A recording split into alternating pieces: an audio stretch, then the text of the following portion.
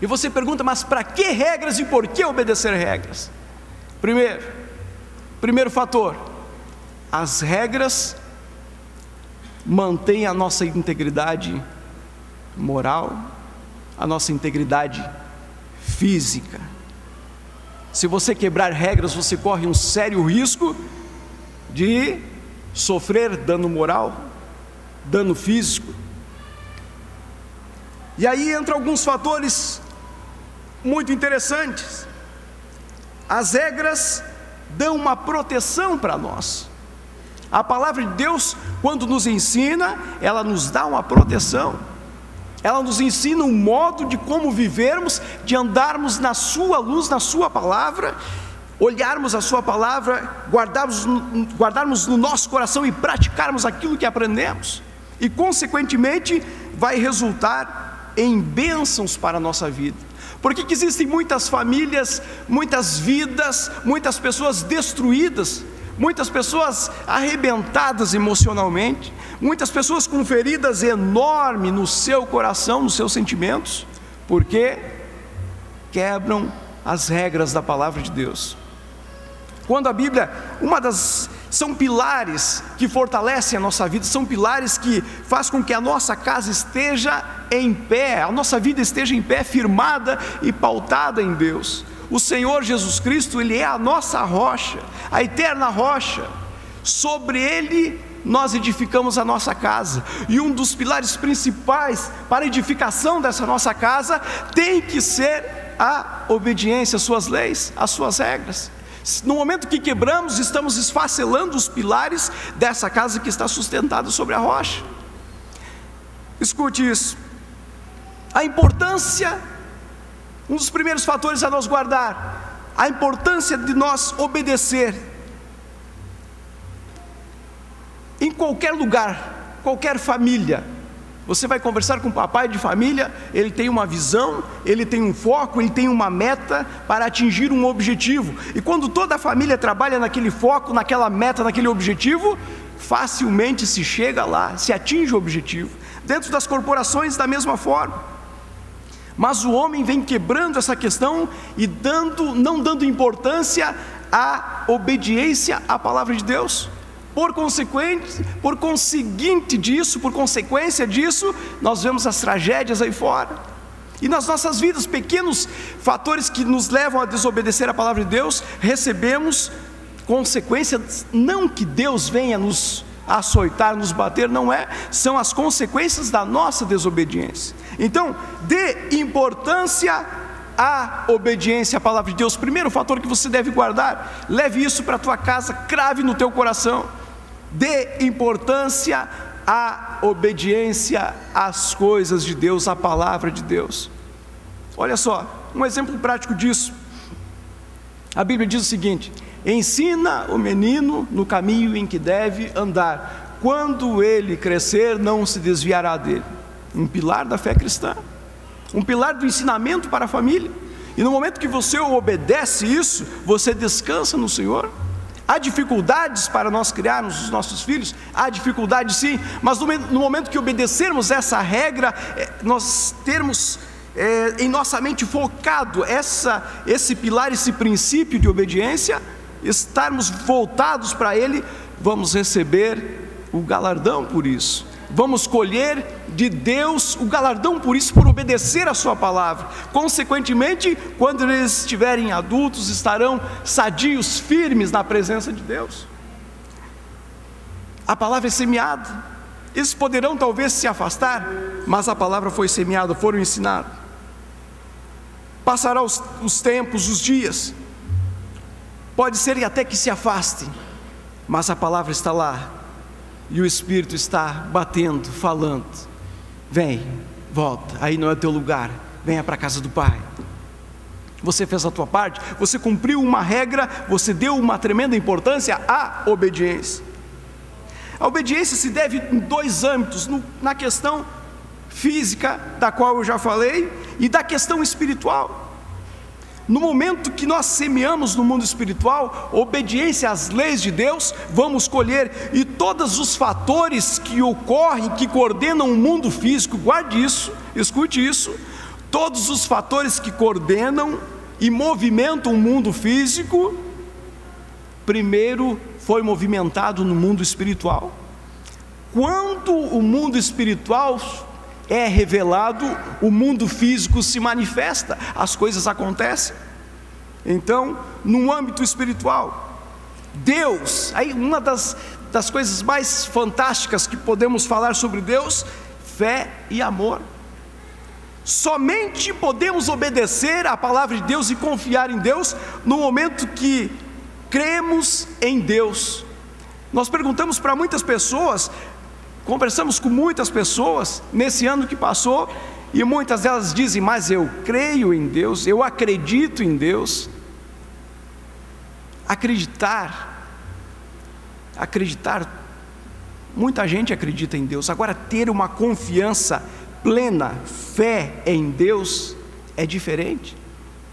Ter fé é confiar plenamente, e a fé só vem por um meio. E aqui já entra um fator muito interessante: a fé só vem pelo ouvir e ouvir da palavra de Deus. Se não se ouve a palavra de Deus, se não se alimenta com a palavra de Deus, como é que você vai obedecer? Como é que você vai receber no âmbito espiritual? Como é que você vai agradar a Deus, sendo que a Bíblia diz o seguinte, que sem fé é impossível agradar a Deus? Agora veja só que interessante isso: tenho fé, logo creio de verdade. Tenho fé, recebo o ensinamento, recebo os pilares da fé cristã, guardo no meu coração e coloco em prática. Essa é a verdadeira atitude de quem realmente tem fé, crê, acredita, ouve, retém e pratica. Agora tem um fator muito interessante, o seguinte: lembro de Josué.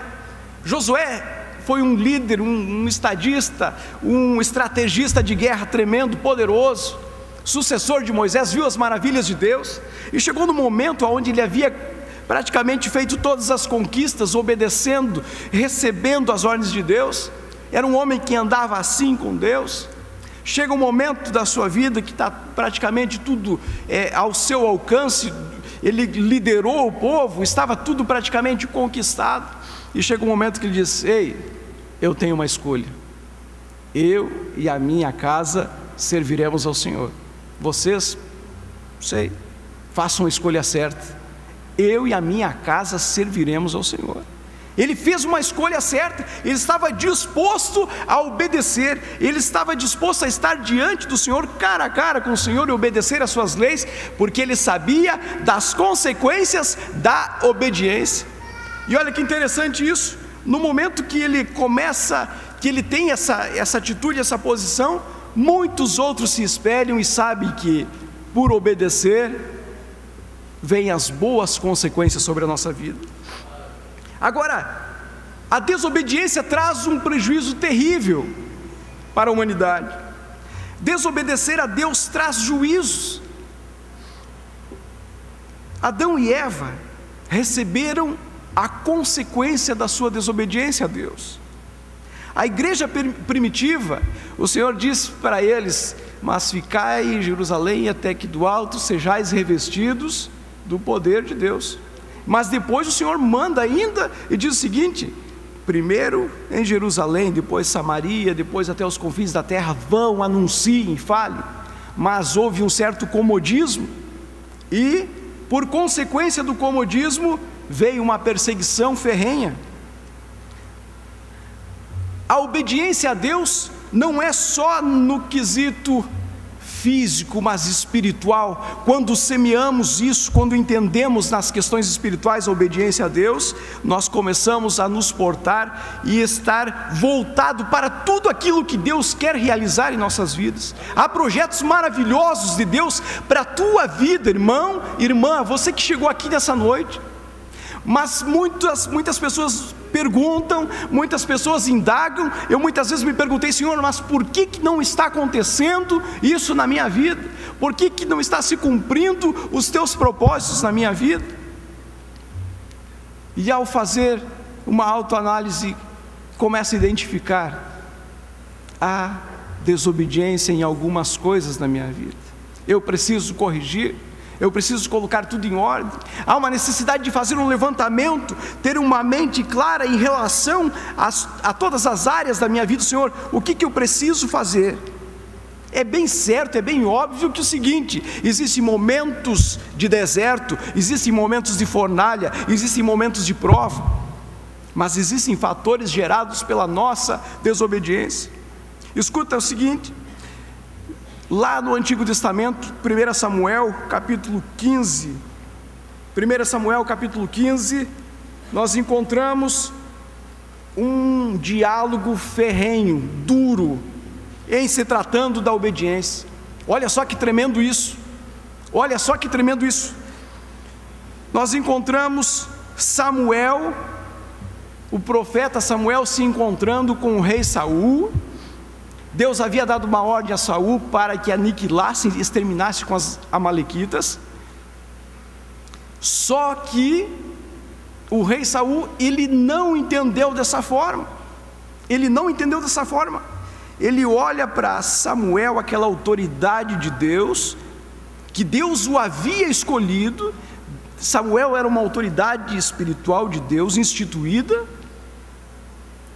Ele era um homem de Deus. Saul foi escolhido e ungido através da vida de Samuel. E agora o Senhor diz para eles, para Saul: aniquilem os amalequitas. E quando, aqui no capítulo 15, nós vamos encontrar que, quando chega Samuel junto do rei Saul, ele se depara e diz: o que você está fazendo? O que você está fazendo? Não disse o Senhor para você aniquilar os amalequitas? Eles são um povo ruim, extremamente ruim. Eles não tiveram piedade nenhuma, matam mulheres e crianças, fazem as coisas mais terríveis, e não se curvam, não se prostram diante de Deus. Samuel olha para Saul: por que você não obedeceu a Deus?